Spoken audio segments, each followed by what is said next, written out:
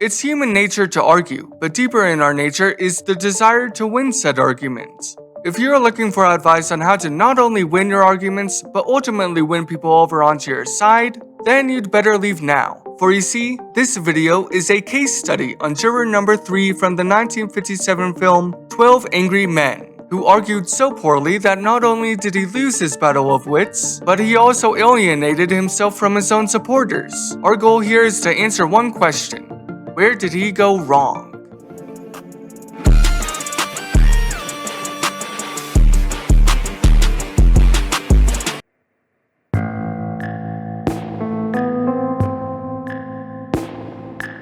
Juror number 3 is an enigma, mainly because his motives are far from that of a reasonable adult with a basic capacity to problem solve. At the beginning of the film, the 11 jurors voting guilty may not have the best reasons, but they all have relatable ones for the most part. One of them wants to hurry things along so he doesn't miss his ball game. One of them just has a feeling.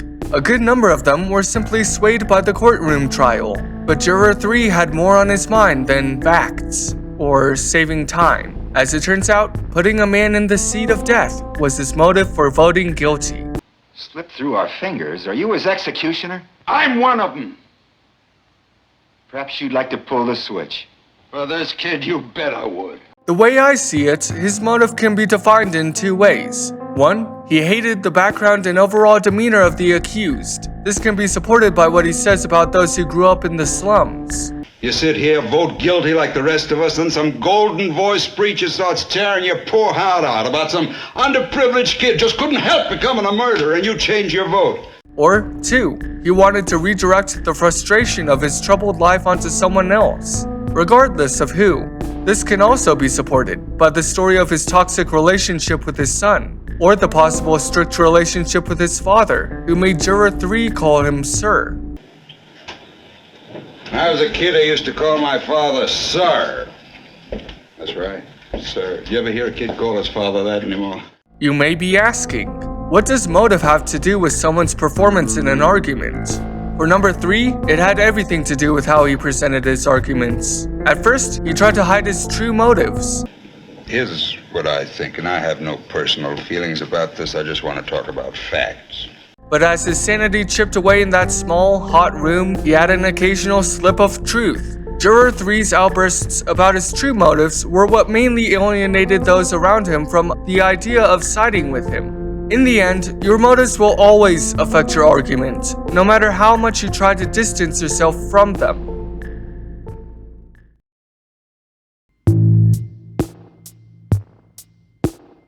If there's one famous figure who may just be proud of number 3, it's Albert Einstein. For the well-known physicist once said, if the facts don't fit the theory, change the facts. And if there were two things that juror 3 was good at, they were clinging to a theory and twisting the facts. Juror 3 had made up his mind from the beginning that the accused was guilty, and when his facts were proven incorrect, he would often make things up. Take, for example, the moment when he accuses the elderly male witness of not being trustworthy due to a testimony contradiction. You can get from his bedroom to his front door in 15 seconds. He said 20 seconds. He said 15. He said 20 seconds. What are you trying to distort? He said 15.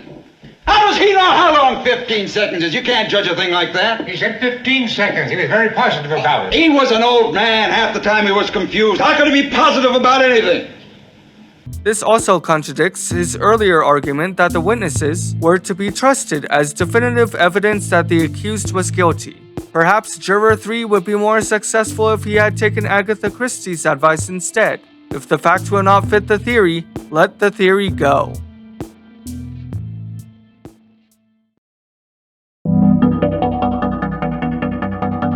A small hindrance to juror 3's arguments was his bias. It becomes quite clear as the film progresses that the accused reminds him of his son, whom he considers to be hopeless.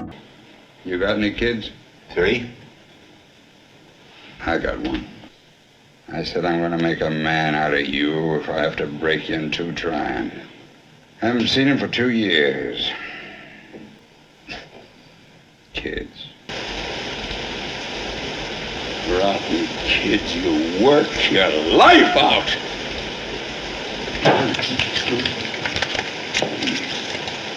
An even bigger hindrance to him is his failure to acknowledge his bias. Bias is not too difficult to argue with as long as you acknowledge it. That way, you and others can more easily work around the problems that the bias presents. Not once, however, did Juror 3 ever acknowledge his bias. Instead, he attempted to hide it, as we saw earlier when he said he had no personal feelings on the case. Here's what I think, and I have no personal feelings about this. I just want to talk about facts. Despite everything we've seen so far, nothing that Juror number 3 has shown us so far has been quite as atrocious as his basic lack of respect. Yes, it's shocking, I know, but basic respect can get people on your side. Juror 3 has a nasty habit of accusing people based on personal assumptions. Secret? What do you mean secret? There are no secrets in a jury room. I know who it was. Brother, you really are something. You sit here, vote guilty like the rest of us, then some golden-voiced preacher starts tearing your poor heart out. And insulting his rivals on a personal level. You lousy bunch of bleeding hearts. And even threatening his fellow jurors. Kill him, Alt! Kill him! Throughout the entire movie, he shows us with his disrespect just how much his arguments are rooted in hatred instead of truth. And I've got a hunch that this didn't help his case much.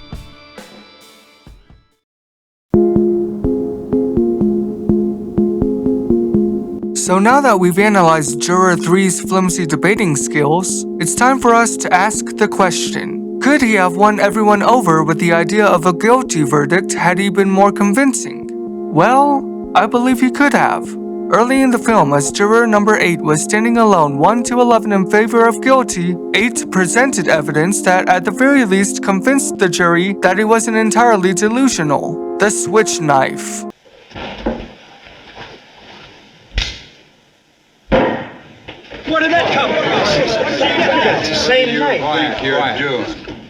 Where did you get it? After this evidence was presented, 8's proposition for an anonymous voting between the 11 resulted in Juror 9 changing his vote. Had 9 not changed his vote, the verdict would be concluded as guilty, as were the terms of 8's proposition. Juror number 5 justified his decision by saying, "I want to see more."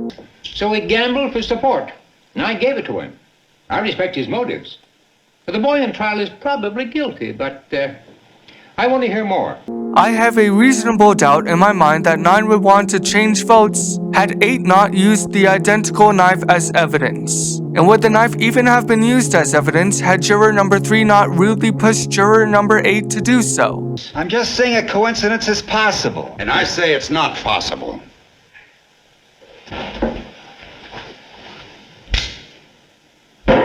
I rest my case. Whether or not Juror number 3 could have won the argument is an interesting quandary, but not quite as important as the fact that he could have very well gained something out of the debate other than being right. In fact, I think we all can. Whether it's the knowledge of something new or an acquaintance becoming a friend, there are plenty of benefits to remind us that our arguments shouldn't all be about being right.